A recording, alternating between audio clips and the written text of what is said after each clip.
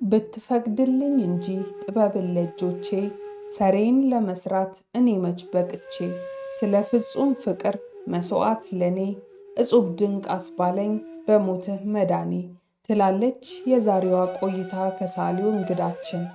በግጥሟ ራሷን እንደገለጸችው ስሟ እጹብ ድንቅ ይባላል።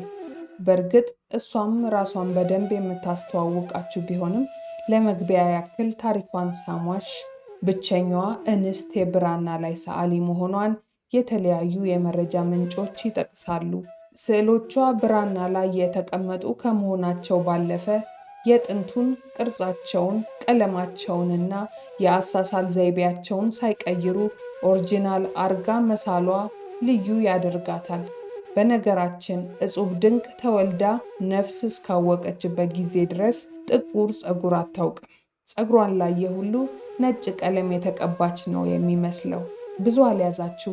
ከእጹብ ድንቅ ጋር ያደረግነውን ክፍል 1 ቆይታ እንድትከታተሉት ስጋብዝ እኔ መልእክተ ሳሊ አብሬያችሁ ቆያለሁ። ይህን ፕሮግራም ስፖንሰር ያደረገልን የሐረር በር የጥበብ ማዕከል ነው። በማዕከሉ ለሽያጭ የቀረቡ የወጣትና አንጋፋ ሰዓሊያን የሥራ ስብስቦችን ይዟል። በተጨማሪም ማዕከሉ በሐረር የሚዘወተሩ ባህላዊ ምግቦች፣ ጣፋጮችና መጠጦችን ለተጠቃሚዎች ያቀርባል።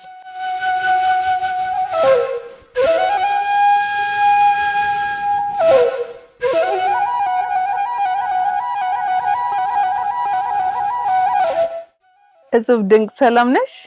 አለሁልሽ። እንዴት ነሽ? እግዚአብሔር ይመስገን። ደህና ነሽ? አለሁ እግዚአብሔር ይመስገን። ቆይታ ከሳሊው ጋር እንግዲህ የዚህ ሳምንት እንግዳይ ለመሆን ቤትሽ ድረስ ስለጋበሽን በጣም ነው ማመሰግነው። እሺ እኔም አመሰግናለሁ ስራዬን ለመጎብኘት ስለዚህ ስራ እንዲሁም ያለውን ነገር ሀሳብ ተካፋይ ስለመጣሽ አመሰግናለሁ። ጥያቄዎችን ደግሞ ከማንሳቴ በፊት የእውነት ፀጉርሽ ምን በጣም እንደሚያምር ሳልነግርሽ ማለፍ አልፈልግም። አመሰግናለሁ። እግዚአብሔር ይመስገን የሰራኝ ሙሉ ተፈጥሮ ቀለም አይደለም አይደለም በጣም ያምራል፣ በጣም ያስቀናል። አመሰግናለሁ። እሺ እጹቤ፣ እጹብ ድንቅ ማን ናት? እንዴት ነው እድገቷ? እስቲ እጹብ ድንቅ አሁን ሰዓሊ ናት፣ የብዙ ልጆች እናት እና ያው እንደማንኛውም ኢትዮጵያዊ አድጋዜ የደረሰች። ስንት ልጆች አሉሽ?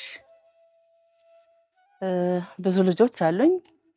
ያው እኔ የወለድኳቸው 2 ናቸው፣ ግን ከዛ በላይ ልጆችን አሳድጌ ለቁም ነገር አውቅቻለሁ። የሚገርም ነው። የተባረከ ስራ ነው። እግዚአብሔር ይመስገን። በጣም ነው ደስ የሚለው። እንዲያው እጹብ ድንቅ ብቸኛዋ የብራና ላይ ሴት ሰዓሊ መሆንሽ በደንብ ይነገራል። ይሄ ትክክል ነው ወይስ እንዴት ነው? እስካሁን ባለው እንግዲህ መረጃ የኢትዮጵያ ሰዓሊያንና ቀራጺያን ማህበርም እውቅና ሰጥቶኛል። እስካሁን ባለው ምናልባት በየቤታቸው የሚሰሩ ይኖራሉ ብዬ አስባለሁ። ደግሞም ይኖራሉ። ያው እንደኔ እድሉን ስላላገኙ ሊሆን ይችላል። እስካሁን ግን እኔም የማውቀው ራሴን ነው። በዚህ በጥንታዊ አሳሳል በብራና ፍቆ አለስልሶ ታሪክን፣ ባህልን፣ አኗኗርን፣ ሃይማኖታዊ ስራን የፈለግነውን ነገር የፈለግነውን ሀሳብ የምንገልጽበትን ስራ እስካሁን እየሰራ ያለሁት እኔ ነኝ። እስካሁን በዙሪያዬ ያገኟቸው የሉ። ስላንቺ ደግሞ በተለያየ መንገድ ለማጥናት እየሞከርኩ ነበረ፣ በማህበራዊ ሚዲያም ቢሆን ላንቺ ቅርብ ከሆኑ ሰዎች እና የስዕል ትምህርት ቤት እንዳልገባሽ ነበር የደረስኩበት። ስለዚህ ይህንን ዕውቀት ከየት ነው ያገኘሽው?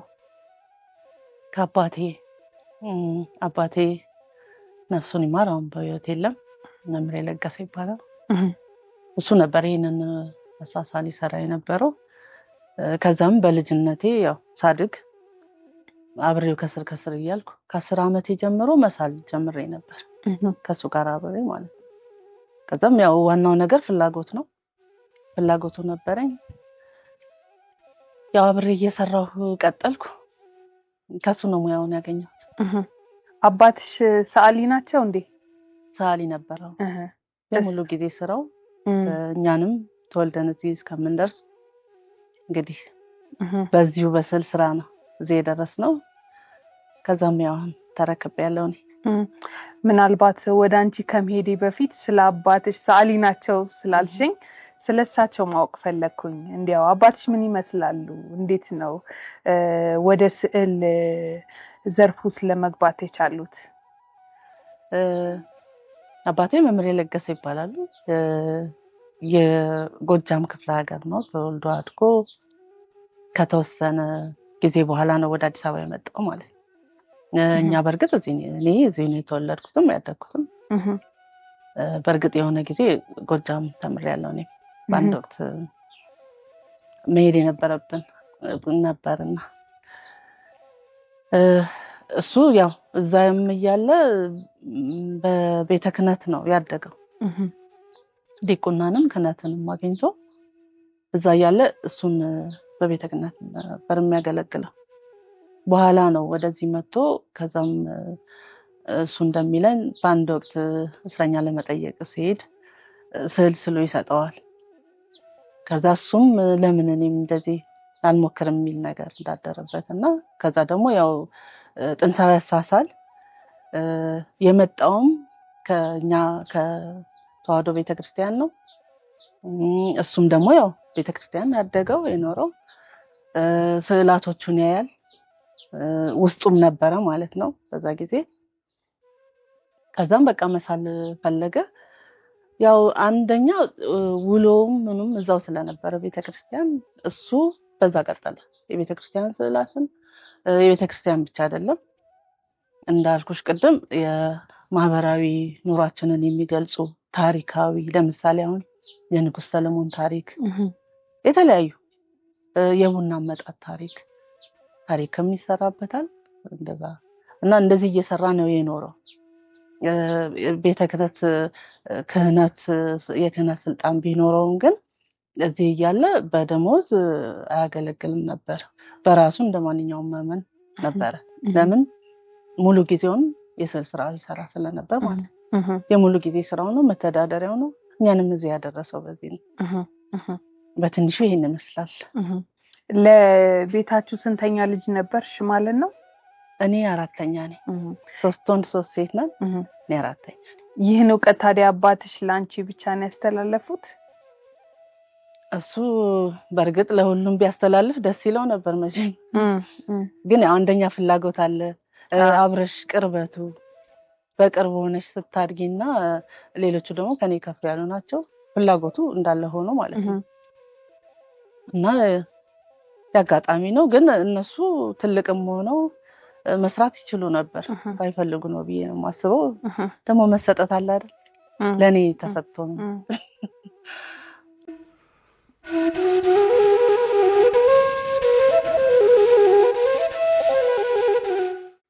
ይሄ ደግሞ አባቴ ሰጠኝ እንደ ምሳሌ አድርጌ የምጠቀምበት በህይወትም እስካለሁ። ከዛም ደግሞ ያው ስራዎቹ ከኔም አልፎ ለሌላም ትውልድ እየተላለፈ የሚኖር ማስተማሪያም የሚሆን ምሳሌም የሚሆን አኗኗራችንን። አባትሽ በስንት ዓመተ ምህረት ነው የሰሯቸው ማለት ነው? በተለያዩ ጊዜያት ነው። ሆን ብሎ ሳይሆን የሰራው እንዲሁ በየመሃሉ በየስራዎቹ መሃል ልክ እንደ ረፍት መውሰጃ ነውና ላንቺ ነው ይሄን እያየሽ እንድትሰሪ ምሳሌ እንዲሆንሽ ብሎ በሙሉ ይሄ እንግዲህ እንደምታየው ቀሳውስት አገልግሎት የገና ጨዋታ የማርጀት እድላቸው እኮ ዜሮ ነው ማለት ይቻላል። በደንብ ከተያዘ ምንም አይሆንም። ምንም ይሄ ሙሉ ቆዳ ነው እንግዲህ ሙሉ ይሄ በሬ ቆዳ ነው። ጌታችን የኢየሱስ ክርስቶስ ታሪክ ነው ይሄ። ቆዳ ከቆዳ ግን ይለያያል እጹብ። የትኛው ይሻላል? የፍየል ጥሩ ነው ግን ለትልቅ መጠን አይሆንም። ትልቅ ሳይዝ አይወጣው 1 ሜትር ምናምን በጣም ቢበዛ። ላሳሳል ላጻጻፍ ግን የፍየል ቆዳ ይመቻል። የበሬም ቢሆን እንደዚሁ ያሁን የበሬ ነው። ይሄው ተስሎበታል ተጽፎበታል። እኔም አሁን የምጠቀመው ብዙ ጊዜ የበሬ ነው። ይገርም ነው። ግን ሁሉም አንድ አይነት አይደለም። አንደኛ ካሰራሩ፣ ሁለተኛ ያው እንግዲህ የበሬውም ተፈጥሮ ሊሆን ይችላል። ግን ያው ሁሉንም ነገር እየተዘከረበት በጽዳት እንደዚህ ሆኖ ከተቀመጠ በጣም ያምራል። የፍየል ቆዳ ነው። አይሽ ምን ያህል ስስና ወረቀት እንደሚመስል ኦልሞስት ከካንቫስ ጋር የሚመሳሰል ነገር አለው። እንደውም በደንብ ሲታሽ እንደዚህ በደንብ ተለፍቶ እንትን ሲባል ጨርቅ የማይቀደድ ግን ጨርቅ ነው።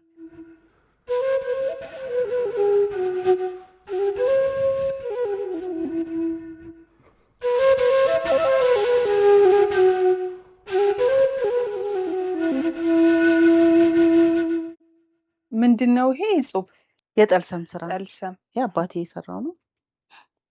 የሱ ስራ ነው። ዋው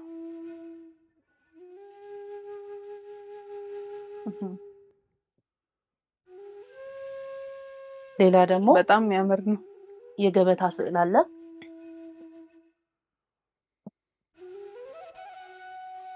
የገበታ ስዕል ማለት ደግሞ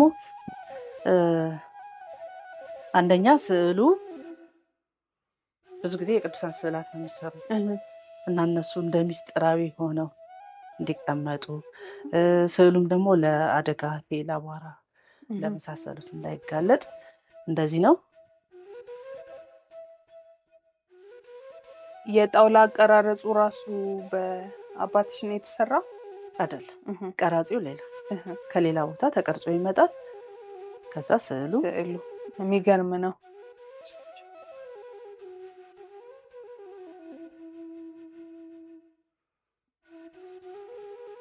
እነዚህም የሱ ስራዎች ናቸው።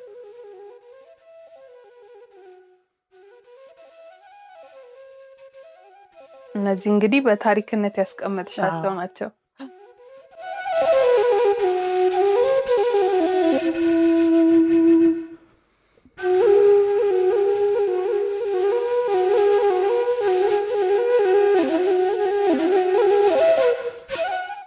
እስቲ ስለ ብራና ላይ ያሳሳል ስልት አመጣጡ እንዲያው ምናልባት ብዙ ማያውቁ ተመልካቾች ሊኖሩ ይችላሉ።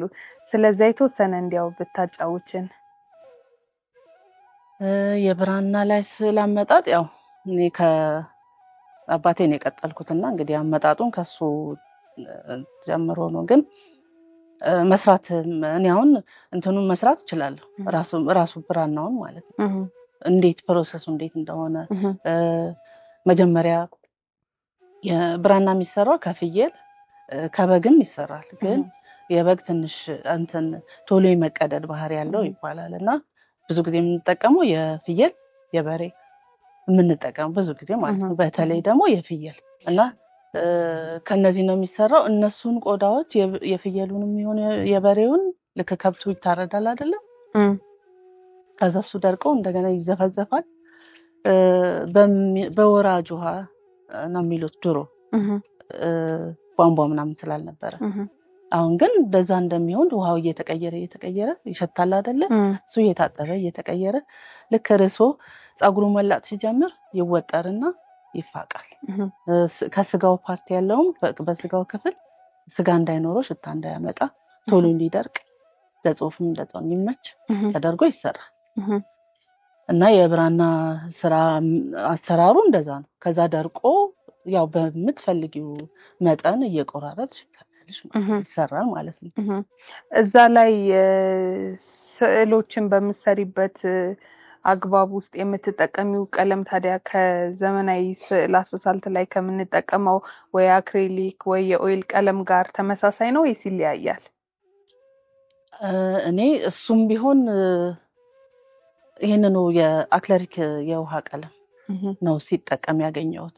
ከዛ በፊት ግን እንደሚለኝ ባረግሬሳም በተለያዩ ቀለማት ይሄ እንትን አፈር ከሌላ ነገር ይመጥኑ እንደነበረ ለማጣበቂያነት እና እንዲያብረቀርቅ ደግሞ ይሄ ሻይ እንዲያደርግ ለማለት የእንቁላል ፈሳሹን ፓርት ነጭ ይጠቀም እንደነበረ ይነግረኛል። ግን እኔ ከደረስኩ እሱን ሲጠቀም አላገኘውም። ምንም ቢሆን ከሱ ላይ ነው የቀጠልኩትና ከውጭ ነው የምናስመጣው። አክሪሊክ የውሃ ቀለም ነው። እስካሁን በተፈጥሮ ማግኘት እፈልጋለሁ። ግን እዚህም አዲስ አበባ ዙሪያም የሚገኙ አይደሉም። ወጣ ብሎ ወደ ገዳማት ወደ አክሱም ወደ ባህር ዳር ገዳማት ነው አሉ የሚባለው። እርግጥ ነው ያልሄድኩም ከስንፍናውም ከምኑም ጊዜውም ነገር እንጂ እኔም እንደሱ መስራት እፈልጋለሁ። ለምን ይሄ ጥንታዊ ያንኑ ይዞ ቢቀጥል ደስ ይለኛል። በጊዜው ግን በዚሁ ነው የምንጠቀመው። አክለሪክ የውሃ ቀለም ነው፣ ቢታጠብ አይለቅም። ያው ብራና ውሃ ስለማይወድ ነው እንጂ ቢታጠብ አይለቅም። ቀለሙስ የመያዝ ወዲያውኑ ስትሲበት የመያዝ እድሉ እንዴት ነው? ይይዛል። ሸራ ላይ በሸራም እሰራለሁ። በነገራችን ላይ አባቴ የሚሰራ ነበር፣ እኔም እሰራለሁ። ለቤተ ክርስቲያናት አሁን እንግዲህ ትልቁ ብራና የሚሆነው የአንድ በሬ ቆዳ ነው። አንድ በሬ ደግሞ እስካሁን ያገኘሁት 1.80 ረጅሙ በሬ ማለት ነው። እና ከዛ በላይ ነው እንግዲህ ለቤተ ክርስቲያናት ሲሰራ ስዕል መጠኑ ከዛ በላይ ነው የሚሆነው። ያንን ተሰፍቶ ካልሆነ በስተቀር አይሆንም። እንደገና ደግሞ ብራና ግድግዳ ላይ እዛ ቤተክርስቲያን ሲሰራ በማስቲሽ ነው የሚለጠው። ይሄ ብራናው ደግሞ እንደዛ ቢደረግ ትንሽ የመቆራረጥ ባህሪ አለ። ብራና ሲሆን በፍሬም ሲቀመጥ ነው በቃ እንዳለ ይዘቱን ጠብቆ እና መጽሐፍት እንኳን ሲሆን የሆነ ረገጥ አድርጎ የሚይዛቸው የሚያፍናቸው ያስፈልጋል አይደል? የብራና መጽሐፍት ዝም ብለው ከተተው ዝም ብሎ በራሱ እንዲህ የመንከርፈፍ ባህሪ አለ። እና ከዛ ለብራናው ጥሩ ቢሆንም ቀለሙ በሸራ ላይም የምጠቀመው እሱን ነው። ግን ብራና ላይ ትንሽ ነው የሚፈጀው። ሸራ ላይ ግን በጣም ይጠጣዋል። እየደገምኩ ተደጋግሞ። ስለዚህ ብዙ ጊዜ ከሸራ ስዕል ይልቅ ብራና ላይ ነው የምትሲው ማለት ነው? አዎ።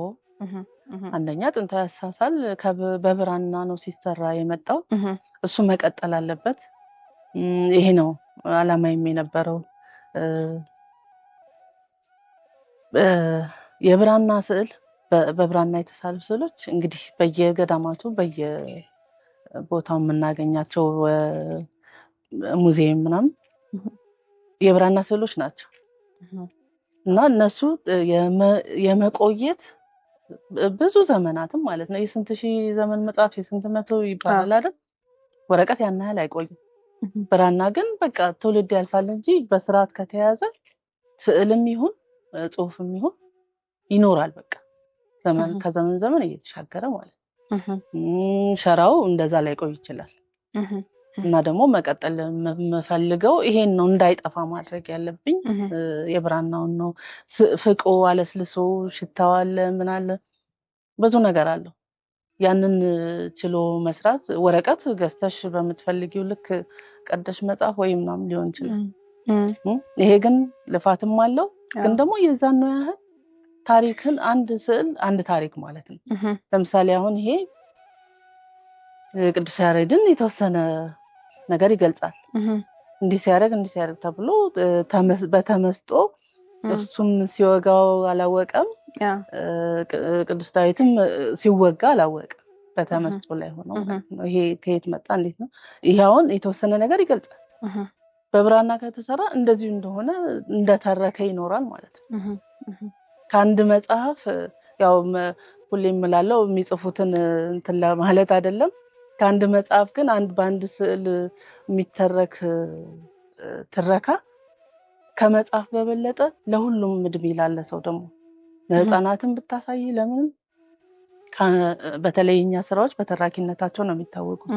ለምሳሌ የንጉስ ሰለሞን ታሪክ ንግስተ ሳባ ነግሳ እስከ ቃል ኪዳን ቀለበት እስከሚሰጣት የሚተርክ ማለት ያ ማለት አንድ መጽሐፍ ማለት ነው። ያ አንድ መጽሐፍ ሆኖ ግን እየታየ እየገለጸ ይኖራል ማለት ነው። ለእይታም ይስባል፣ ይማርካል። በጥንቃቄ ከተያዘ ለማንኛውም ደግሞ ለየትኛውም እድሜ ላለ ሰው ማስረዳት የምችልበት ነው። ጥንታዊ አሳሳል ቀላል ነው ለመግለጽ። ማንም ባያስረዳሽም ታውቂዋለሽ አይተሽ እና ለብዙ የሚሆን ነው። ይሄንን ነው ማቆየት ማኖር ያለብን። ከዚህ ቀደም ብዙ ጊዜ ብየዋለሁ። ሌላ የመንግስት ስራ ነበር ተቀጥሬ የምሰራ ነበር። ኦኬ። በምን ሙያ ላይ ነበርሽ? የሂሳብ ትምህርት ነው ያጠናሁት፣ አካውንቲንግ ነው ያጠናሁት። ዲፕሎማ አለኝ። በሱ መሰራ ነበርና በኋላ አባባ ያመመው መስራት አቅሙ እየደከመ ሲሄድ ከብዙ ወጣ ወረድ በኋላ ወሰኜ በራሴ ለቅቄ ሙሉ ጊዜ ስራ አድርጌ መቀጠል ጀመርኩ። ለምን እሱ መስራት ካልቻለ ይሄ ነገር ሊያበቃ ነው በቃ። ከዛ ያቆማል። ምናልባት የሱን ስራዎች ሳልሸጥ ምን ሳልል ካስቀመጥኩኝ እነሱ እየታዩ ሊኖሩ ይችላሉ። ግን ይሄ ሙዚየም አይደለም፣ መኖሪያ ቤት ነው። ያን ያህልም እንዲጎበኝም እንትን ያስቀመጥነው ነገር የለም። ከዛ አይቀጥልም ማለት ነው። ለኔ ማስታወሻ ሆኖ ነው የሚቀመጠው። ከዛ ግን በቃ ወሰኜ ከቤተሰብ ጋርም ተወያይቼ ያው እዛ በወር ማግኘት አለ ደሞዝ፣ ምንም ጥያቄ የለውም። በስዕል ስራ ግን በአንድ ወር ሊገኝ ይችላል፣ በ3 ወር ሊሆን ይችላል፣ በ6 ወር። እዛ ላይ መወሰን ነበረብኝና ያው ከቤተሰብ ጋር ተመካክረን ወሰንኩኝና ሙያውን ለመቀጠል ለማሳደግ እንዲኖር እንዲቀጥል ለማድረግ እንዲታወቅ ለማድረግ እየሞከርኩ እገኛለሁ። እግዚአብሔር ይመስገን ጥሩ ነው ያለው። አንቺ ይህን ስራ እየሰራሽ ነው። ያንቺንስ ዕውቀት ለልጆችሽ ወይም ለምታሳድጊያቸው እያስተላለፍሽ ይሆን? አዎ ልጆቼ ይችላሉ፣ ይሰራሉ። የሚገርም ነው። አዎ እንደውም እነሱም ቢናገሩ ደስ ይለኝ ነው። በጣም የሚበረታታ ነገር ነው። ይሄ ሀገር በቀል የሆነ ጥበብም እንደመሆኑ ያው የሚመለከተው ባለድርሻ አካል ትኩረት ሊሰጠው የሚገባ ነገር ነው ብዬ ነው በግሌ የማምነው። አዎ እንግዲህ እንትን የራስ ጥረትም ይጠይቃል። እኔ ብዙ እንደዚህ እንትን ማለት ራሴን ማስተዋወቅ ላይ ደካማ ነኝ በጣም። ልክ እንዳንቺ እንደዚህ ፈልጎ የሚያገኘኝ ካልሆነ እሱ ላይ ሰነፍ ነኝ እኔም። በርግጥ ይሄ ይታወቃል የትም አሁን ላይ ማያውቅ አለ ብዬ አላስብም። የትኛውም የመንግስት ድርጅትም ይሁን እስከ ባህልና ቱሪዝም ድረስ የሄድኩበት ስራ አለ። በዛ ያቆኛል። ትልልቅ ስራዎችንም ሰርቼ ነበር። እንደውም ለሀገር ማስታወሻ የሚሆን 2011 ላይ እና ክብርት ፕሬዝዳንቷ በነበሩበት ያንን ስጦታ ሰጥቼ የኔ ዘመን ማስታወሻ ሆኖ እንዲኖር እነሱ ፊርማቸውን አኖረውበት እንዲቀመጥ ሙዚየም ያደረኩት ስራ ነበረ። በወቅቱ ጠቅላይ ሚኒስትር ቢሮ ድረስ ተጽፎልኝ ነበረ አንድነት ፓርክ እንዲቀመጥ። በጣም ትልቅ 3 ሜትር በ3 ሜትር ስራ ነው። 5 ኪሎ ሙዚየም ነበር ልሰጥ እንትን ያልኩት ቃል የገባሁት እና እዛ ቦታ አልበቃውም። ከዛ ተጠቅሎ መቀመጡ ደግሞ ለኔ ምንም ትርጉም አይሰጥም። እኔ ማንኛውም ያው በተለይ አሁኑ ትውልድ እኛ ኢትዮጵያውያን እንዲህ ነን የሚል ትርጉም ያለው በተለያዩ አሉ በተባሉ ቀለማት ነው ሀረግን ኢትዮጵያ አድርጌ የሰራሁት። ከሱ ሀረግ አንዷ ብትበጠስ ሁሉም እየተበተነ እንደሚሄድ ነበረ የሰራሁት እና ሀሳቡንም ወስደውት በወቅቱ ዶክተር ሄሮት ነበሩ ሚኒስትሯ። ከዛ ግን ኮሮና ገባና በወረቀት እንደዚህ መነካካት የለም ምናምን የሚለው ነገር እሱ ጊዜ ወሰደ በጣም። ከዛ በኋላም እዛ የመግባቱ እድል እየጠበበ መጣ እና በቃ እቤት ተቀምጧል። እጹብ ከጠበቅኩት በላይ ትልቅ ስራ ሆኖ ነው ያየሁት። አዎ በሙሉ የበሬ ቆዳ የተሳለ ነው እንግዲህ እንዳልኩሽ ከአሉት ቀለማት በሙሉ እኛ ኢትዮጵያውያን ማለት ልክ እንደዚህ የተለያየን ብንሆንም በተለያየ ነገር በመጋባት በሙያ በስራ አንዱ ካንዱ ጋር አገር በመሄድ እንደዚህ ይሆን ተሳስረን ነው የምንኖረው። ከዛም አልፎ እንደውም ውጪ አንዳንዶቹ ሀረጎች ጫፋቸው ወደ ውጪ ይሄዳል እዚሁ ያልቀረ ማለት ነው። ያ ማለት ደግሞ አሁንም ከሌሎች ሀገሮች ጋር እንደዚሁ ትስስር አለ። በሙያም ይሁን በጋብቻም ይሁን ደማችን ምናችን ወደዛ ሄዷል። ተሳስረን ነው የምንኖረው። ከዚህ ግን አንዷ ብትበጠስ ሁሉም ቀስ እያለ እየተበተነ ነው የሚሄደው። ስለዚህ እንደዚህ እንዳንሆን እንደዚህ እንዳማረብን እንኑር። ኢትዮጵያ ማለት ይህች ነች። እጹብ ድንቅ ምን አይነት ልዩ ትርጉም ያለው አንድነትን የሚሰብክ መልእክት ይዛ መጣች፣ ያውም በአንድ በሬ ሙሉ ቆዳ። ይህ ትውልድ ሊያየው አይቶም ለልጅ ልጆቹ እያሳየ ስለ ሰላም አብሮነት ብዙ ሊሰብክበት የሚችል ስራ በክብር በትላልቅ ሙዚየም አሊያም ተቋማት በቅርጽነት ሊቀመጥ የሚገባው ስራ ነው። በዚህ አጋጣሚ ታዲያ እኔ መልእክተ ሰዓሊ ካለምንም ገንዘብ ስለ ሀገሯ ስትል ብቻ ስጦታዋን አሁንም እንካችሁ ለምትለው ሰዓሊ መልስ ይሰጥ ዘንድ የባህልና ቱሪዝም ሚኒስቴርን ጨምሮ ዘርፉ የሚመለከታቸውን ተቋማትና ግለሰቦች ትኩረት ይሰጡት ዘንድ በአክብሮት እጠይቃለሁ።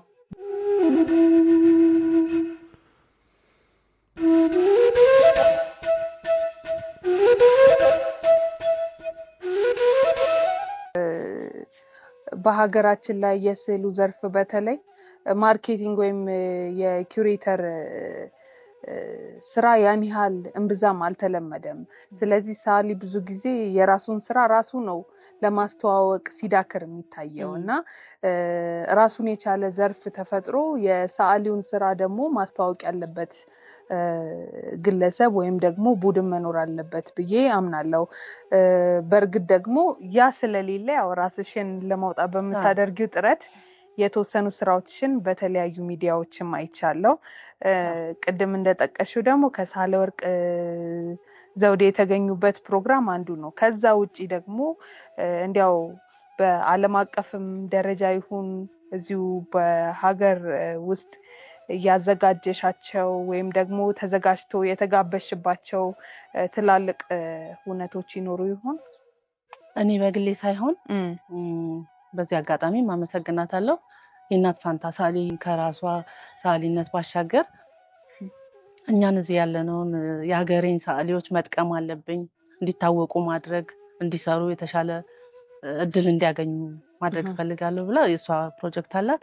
እዛ ላይ እኔም አንዷ ነበርኩና እንደውም በኮሮና ጊዜ ያ ጊዜ እንዳይሰማን በዛ ጊዜም መስራት እንደምንችል በጣም ሞራል እየሰጠችን በዙም ነበረ የምንሰራው።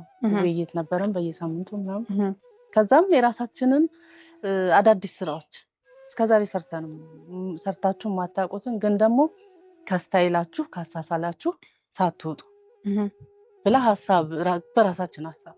በራሳችን ሀሳብ ፈጥረን ምናምን እንድንሰራ ይሄንን በዛ በኮሮና በጭንቁ ጊዜ ማንም በማይወጣበት ጊዜ እቤታችን ሆነን እንድንሰራ እቤታችን እሷ ጀርመን ሆና ከሌላ ኩሬተር ጋር ይሄንን ሰርተን አሁንም ድረስ አለ በቨርቹዋል ኤግዚቢሽን ያሳየንበት ጊዜ አለ። ይሄ ዓለም የሚያየው ነው። አሁንም አለ ይብላል።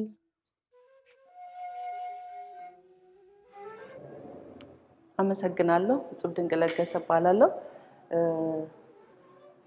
ይሄን ስራ የሰራሁት 85 ሴንቲሜትር ቁመቱ ስፋቱ 48 ሴንቲሜትር በሆነ ብራና ላይ ነው። አንዲት ሴት ከብዙ ነገሮች ከታሰረችበት ራሷን ፈታ ስታወጣ የሚገልጽ ነው። እሱንም በመሰላል መልክ ነው የገለጽኩት። የመሰላሉ መቆሚያዎች መርገጫዎች እያንዳንዳቸው ትርጉም ያላቸው ከመጥፎ ነገር ከይሉኝታ ከአጉል ባህል ከእንደዚህ የመሳሰሉትን ነገሮች እሱን ጥሳ ይሄንን ሰንሰለት እየበጣጠሰች ስታልፍ እና ወደ ጥንካሬዋ ጥረቷ ወደ ስኬትና ወደ ብሩህ ተስፋ እየመራት እንዳለ ማንም ሰው ጥረት ካደረገ ይሄንን ማለፍ እንደሚችል የሚያስረዳ ስዕል ነው። አመሰግናለሁ። ማህበራዊ ሚዲያሽ ላይ ደግሞ ስከታተል እንዲህ ውጭ ሀገር የወጣሽበት አጋጣሚ ነበር። ይሄንኑ ስራ ለማስተዋወቅ ነበር? አይ የወጣሁት ቤተሰብ ጋር ዝም ብዬ ሀገር ላይ ልጎበኝ ወይም ቤተሰብ ልጠይቅ ነው እንጂ በዛው አጋጣሚ ግን እድሎችን ሞክሬያለሁ። አልተሳኩም እንጂ ስራዎችን ይዤ ነበር፣ ግን አልተሳካም። ወደፊት ደግሞ እግዚአብሔር ያውቃል። ያው ሀሳቡ አለኝ። ሀሳቤ ሁሌም ከፍ ለማድረግና ከኔም አልፎ እንዲቀጥል ነው። በሄድሽባቸው መድረኮች ግን እንዴት ነው ያለው የሰው አቀባበል? በጣም ነው የሚገርመው። በጣም እንዴት ቻልሽው? ከባድ ነው። ሴት ሆነሽ ራሱ ያሳሳል ዘዬው ራሱ በጣም ይገርማቸዋልና በጣም ነው የሚደነቁት። በሄድኩበት ሁሉ መጀመሪያ ከፀጉሬ ጀምራ ከዛ ያለ በትክክል የፀጉርሽ እንኳን አሁንም እያስገረመኝ ነው ያለው። በየመሃሉ ፀጉሬ እስቲ እንዲያው ስለ አሳሳል ስልቱ ድጋሚ ልመለስ ነው።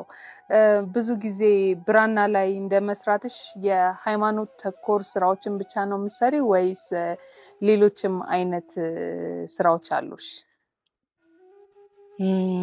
እንደውም ብዙ ሰው አሁን ይሄንን አሳሳል የሃይማኖት ብቻ ነው የሚያደርገው። አንቺም እንደዛው ብለሽ ነበርና አይደለም። አዎ አሳሳሉ ከዛ ነው የመጣው፣ እውነት ነው። ግን ለቅዱሳን ብቻ የተሰጠ አይደለም። በዚሁ አሳሳል ይሄንኑ ሳይለቅ ይሄ ማለት ባህላችንም ነው እኮ። ለምሳሌ ድሮ ይለብሱት የነበረው ነው ይሄ። አሁን ሙዚየም ያለው የሚጎበኘው የአርበኞች የጥንት የነበሩ ሰዎች በእነ ምኒልክ ጊዜ የሚለብሱት ይሄንን ነው። ምናልባት የንጉሳውያንና የቅዱሳት የተለየ ያው ሌላ የክብር ልብስ አለ አይደል? እንደሱ ካልሆነ በስተቀር ከዛ ውጪ ያበሻ ነው ድሮ የሚለበሰው። እኔም የምሰራው ያበሻ ነው። ወንዶቹ እጀ ጠባብ ይለብሳሉ፣ ሴቶቹ ቀሚስ ነው። የተለያየ ጥበብ እየተሰራ በቃ ያንኑ ጥንትነቱን እንዲኖር ነው። ከዛ ደግሞ እንደዚሁ የሆነ ግን ሁሉንም መግለጽ ይችላል። ለምሳሌ አሁን ለአንድ ትምህርት ቤት ስዕል ሳይልና ግድግዳ ላይ ተብዬ የሰራኋቸው ሳምፕሎች ነበሩና መንገድ ሲሻገሩ ይሄ ዜብራው አለ አይደለ? እዛ ላይ ልጆች አንድ አባትን ይዘው ሲያሻግሯቸው የሚያሳይ ስዕል አለ። አሁን አሳሳሉ በዚሁ ነው ታይዋለሽ በኋላ በዚሁ ስታይል ሆኖ ግን የሚገልጸው ያሁንንም ነው። ደም አሁን ያሉት ተማሪዎች ትንሾች ስነ ምግባርን እንዲማሩበት ግን አሳሳሉ ሁሉም ነገር ራሱ በዚሁ ምኑንም ሳይለቅ ማለት ነው። ያው በድሮ ጊዜ አስፋልት ባይኖርም ግን አሁንም የምንፈልገውን ነገር እንዲገልጽልን ሆኖ ነው። ታሪክ ቢኖረን አሁን ከነዚህ ሌላ በቃ በዚሁ ምንም ሳይለቅ የፊት ቅርጻቸው አለባበሳቸው ይጠቀሙት የነበረ በዛ ጊዜ ራሱ ዕቃው በእንስራ ነው ውሃ የሚቀዳው በእንስራ ነው። በሽክና ምናምን የሚጠጣው እንደዛ በዋንጫ በጽዋ ይሄንን አሁን ብርጭቆውን ወደዛ እየቀየር ጥንታዊ ሆኖ እንዲኖር ይሄ ነበር። አሁንም ቢኖር እኮ ደስ የሚል ነገር ነው። አሁን እንደውም እየመጣ ነው። ሰው ዋንጫ ምናምን ቤት ውስጥ እያኖረ ነው፣ ወደዛ እየተመለሰ ነው። ደስ የሚል ነው። ያበሻ ልብስ እየተለበሰ ነው። ስለዚህ አሁን እኔ የፈለገ ቢሆን ምንም ዘመናዊ ሐሳብ ቢመጣ አሉ አንዳንድ ሐሳቦች በግለሰብ የሚመጡ ግን ደግሞ ከኔ ስታይል ጋር የማይሄዱ ዝም ብዬ ግን ያው እኔን ብለው ስለመጡ ምሰራቸው አሉ። ይሄንን ግን የማይገልጽ ባህላዊን የማይገልጽ ግን ያው እኔን ብለው መጥተው ይሄንን ፈልገው እስከመጡ ድረስ ብዬ ምሰራቸው አሉ። ከዛ ውጭ ግን በዚህ አሳሳል የማይገልጸው ነገር የለም። አሁንም እንዳልኩሽ የበፊታችንን አኗኗራችንን ይሄ ነበር። አሁንም ቢሆን የሚያስከፋ አይደለም።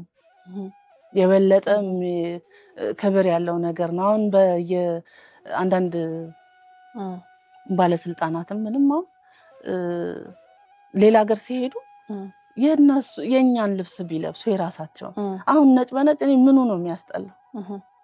የትኛውም ሀገር ብትለብሽ ነጭ ሆነሽ መገኘት ንጹህ ሆኖ መገኘት እዛ ሄደው የሚሰሩት ነገር የለም። ሁሌ ይላለው እኔ እና ያንን ነው ማንጸባረቀው እኔ።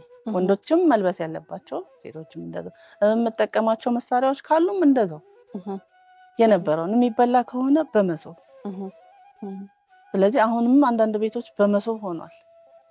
አሁን አንድ እኔ ማስተምርበት ቤት አለ እንደዛው እና ከአሜሪካን ሀገር መጥተው በቃ ይሄንን ነው ለመማር እየኖሩ ነው። ይሄን እየተማሩ ማለት ነው። አሁን ስዕልም ይስላሉ፣ ስፌቱንም ይሰፋሉ፣ ሲፈትሉ ብታይ ቪዲዮ በጣም ደስ ይላል። በትውልድ ስህተት አገር ትጠፋለች፣ በትውልድ ትክክለኛ እርምጃ አገር ታብባለች። የአገርን እድገት ለማስቀጠል የሚቻለው በትውልድ ቅብብሎሽ ነው። ለዚህ መሰረቱ ወደፊት አገር ተረካቢ በሆኑ ትውልድ ላይ ከታች ከልጅነት ጀምሮ መስራት ነው። የወደፊት ተስፋ የሆኑ ታዳጊ ህፃናት ማንነታቸውን እንዲያውቁ፣ ባህላቸውን እንዲረዱና ከመረዳትም አልፈው ይኖሩት ዘንድ ስነ ጥበብ ትልቁን ድርሻ ይወስዳል። ለዚህም የዘርፉ ባለሙያዎች ታዳጊዎች በእውቀትና በስነ ምግባር አንጾ እንዲያድጉ ከፍተኛ የቤት ስራ ተጥሎባቸዋል። ይሄ ከትውልድ ትውልድ መተላለፍ ያለበት ጥንታዊና ባህላዊ ስዕላችን ቅርጽነቱን እንደጠበቀ እንዲኖር የማበረታታት ልምድ ይኑረን። አቅሙ ካለንም እየገዛን ለልጅ ልጆቻችን እናውርስ።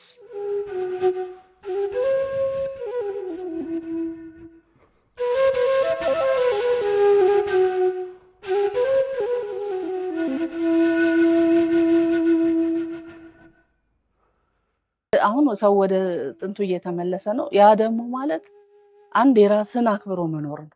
በራስ ነገር ብቻ መኖር ካቻልን በቃ ሁለተኛ ደግሞ ምንም የማይመች ነገር የለም። ያው የራስን ማክበር ማለት እኮ የሌላውን መጥላት አይደለም። ግን እንደዚህ ሆነ የራሳችንን እያስቀደመ እያስበለጠን ብንኖር ምንም ክፋት የለውም። የሚጠቅም እንጂ የሚጎዳ ነገር የለውም። እውነት ነው። አሁን ሳይንስ ያልገባበት ነገር ወይ ቴክኖሎጂ ያልገባበት ነገር አሁን የራሱ የምንወያየው በቴክኖሎጂ ነው። ይሄንን አሁን ጥንት ላይ አልነበረም ብለን መንቀፍ አንችልም። ስለዚህ አጣጥሞ መቀጠል የሚለውን እስማማለሁና እኔ ብራና ስዕል ይሄ ጥንታዊ አሳሳል አሁንም እኔ እስካለው ድረስ ያው ማስተማርም ጀምሬያለሁ። ስለዚህ ይቀጥላል እንደ እግዚአብሔር ፈቃድ። ምናልባት የምታስተምሪበት ትምህርት ቤት ባንቺ የተቋቋመ ነው ወይስ በቅጥር ውስጥ ሆነሽ ነው ያለሽው? በእኔ የሚቋቋመው እንኳን ወደፊት ነው። አሁን ግን በቤተሰብ ደረጃ ማስተምራቸዋለሁ። ቤታቸው እየሄድኩ ማለት ነው። ከዚህ ቀደም ደግሞ ከአንዲት ጓደኛዬ ጋራ እነሱ ቅኔ፣ አማርኛ ስነ ጽሁፍ፣ ያሬዳዊ ዜማ እኔ ደግሞ ኢትዮጵያዊ ስነ ስዕል የሆነውን ይሄን እነዚህ ኢትዮጵያዊ የሆኑ ነገሮችን እያስተማርን ነበር በጋራ እና የሆነ ጊዜ አልተመቸንም፣ ኪራይ በዛብን ምናምንና አቋርጠናል እሱ። ከዛ ውጭ ግን አሁን በየቤታቸው እየሄድኩ ማስተምራቸው አሉ። የኔንም ይቀጥላል እንግዲህ ሐሳቤ እሱ ነው። ሐሳብሽ እንደሚሳካ ደግሞ ምንም ጥርጥር የለኝም። የሱ ፈቃድ። አሁን የሰራሽ ያለሽ የአሳሳል ስልት ብዙ ጊዜ ከኦርቶዶክስ ተዋሕዶ ቤተክርስቲያን ጋር ነው የሚገናኘው። ነገር ግን ዓለማዊ የሆኑ ስራዎችንም ጭምር እንደምትሰሪ ነው እየነገርሽኝ ያለሽውና ከኦርቶዶክስ እምነት ተከታዮች ባለፈ የሌሎች እምነት ተከታዮችስ ይህን የአሳሳል ስልት ለመልመድ ወይ ለማወቅ የሚያደርጉት ጥረት ምን ይመስላል? ለመልመድ ወይም ለማወቅ እንኳን አስተምሪን ያለኝ ከሌላ እምነት የመጣ የለም። ስራዎችን ግን ያሰሩኛል። የራሳቸው በተለይ ከውጪ ያው በብዛት ቱሪስት አይደለም የሚገዛውና የሚፈልገው። ለምሳሌ አሁን ቅድስት ዶሮቴ የምትባል አለች። በእነሱ በጀርመን በጣም የምትከበር ቅድስታቸው ናት። እኔ እንኳን ብዙ በእኛ እምነት አይደለም በካቶሊኮች አሁን እሷን እንድሰራ እና ብዙ በቃ የተለያዩ እንትኖች ይመጣሉ። ግን በእኔ አሳሳል እንድስልላቸው ነው። አንዳንዶቹን ደግሞ በጣም እየከበደኝ አልሰራም ብለዋል። በእኔ ስታይል ቢሆንም መስራት ሳልፈልግ የመለስኳቸው አሉ። በቃ የተለየ ማለት ነው እንዴ አለ። እሺ፣ በዚህ አሳሳል ስልት የምትጠቀሚያቸው ቀለሞች የሚወክሉት ትርጉም ይኖር ይሆን? ጠለቅ ያለውን እንኳን ሊቃውንቶች ቢያወሩ ይሻላል። እኔ ዝም ብዬ ከላይ እንትን ያሉ ለቅዱስ የሚወክላቸው ለዓለማዊ ስዕል ሳይሆን ለቅዱሳን ስዕላት አዎ ቀዩ ስጋ መልበሱን ሰማያዊ መልበሱን ሰማያዊ ጸጋና ስጋዊ የሚለው እንደዚህ እየተባሉ በብዙ ለምሳሌ ቢጫ ከላይ እንትናቸው ጸጋቸው ይሄ ከላይ ክብ እንደዚህ እሱ አሁን የሆነ ብርሃን መሆኑን ነጭ ልብስ ጌታችን በትንሳኤው ጊዜ ነጭ ለብሶ ነጭ በነጭ ነው የምናደርገው ያ ማለት በቃ ንጽህና ሲያርግ ማለት ነው ንጹህ ሰላም ያመለክታል ነጭ እንደዚህ ብዙ ነው ብቻ ጠለቅ ያለውን ትንሽ ሃይማኖታዊ የስራዎችን በተለይ በምትሰሪበት ወቅት ብዙ ጊዜ እንደ ሰማውት ከሆነ በጾም በጸሎት ነው ያንን ስራ የሚሰሩት ይባላል አንቺስ ያለሽ ልምድ ምንድነው ባንቺ በኩል ከጾም በጸሎት ባለፈም ብዙ ነገር ነው ብዙ ምስጢራዊ ነገሮች አሉት በትክክለኛው ሲሆን ማለት ነው እኔም ሰው ነኝና እንዲሁም አቅሜ የቻለውን ከስነ ስርዓት ውጭ አልሰራም ቅዱሳት ስዕላትን ሲሆን አለባበሴ ያልሽው ነገር በሙሉ ብዙ ነገር አለ ግን ሁሉንም ለማድረግ ሞክራለሁ አድርጌያለሁ በክፍል 2 ቆይታችን እጹብ ድንቅ ስለ ስራዎቿ ስለማትረሳቸው ገጠመኞቿና እየሰራች ስላለቻቸው ፕሮጀክቶች ታጫውተናለች በግሌ እስካሁንም ከሷ ብዙ ተምሬያለሁ እናንተም የሆነ ነገር እንደወሰዳችሁ እምነቴ ነው መልእክተ ሰዓሊ ነበርኩ የሳምንት ሰው ይበለን